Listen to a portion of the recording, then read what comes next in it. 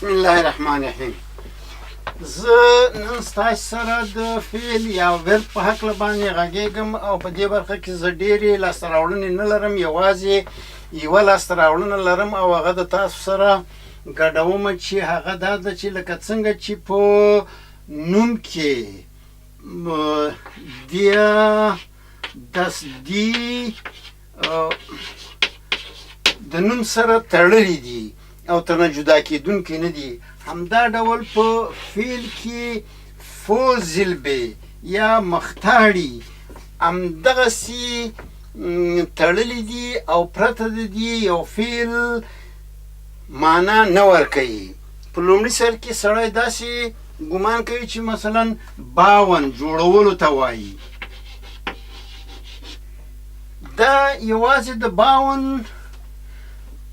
په دې شکل باندې په دې ډول باندې سړی نشي پوهېدی یا د الماني ژبې فعل داسې نشي زده کېدی تر څو پورې چې دغه یو څو مختاړي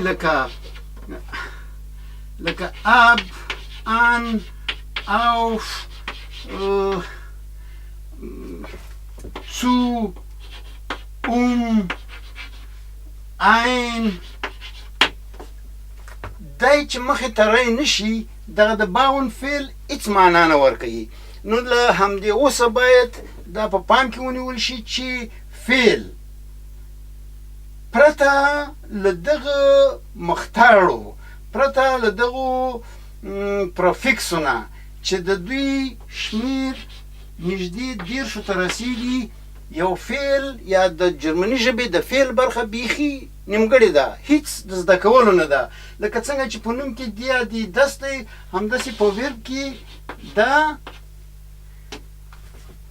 10 توکي تر 10 یا 10 کم یا څه زیات، خو دا په فعل کې یو اړین شی دی. مثال په توګه همدا باون کله چې اب ورسره یو ځای شي اب باون نو معنا یې ورانول دي.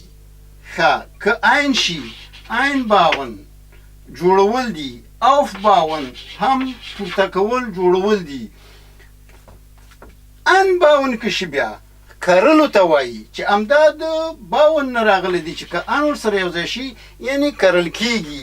نو دغه د 10 په شاوخوا کې پریپوزیشنونه یا دغه مختاړي پرفکس او نږدې د